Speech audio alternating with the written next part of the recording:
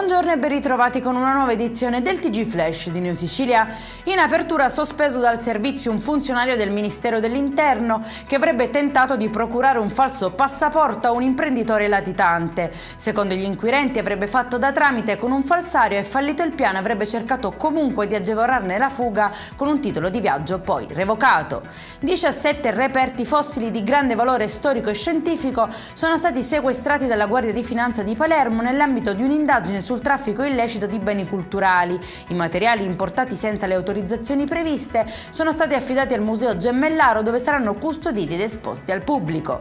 Ha vissuto per giorni con un proiettile conficcato nel cranio senza saperlo, e questa è la scoperta shock emersa dopo il ricovero di un 17enne rimasto ferito durante una rissa avvenuta a Carini lo scorso 11 aprile.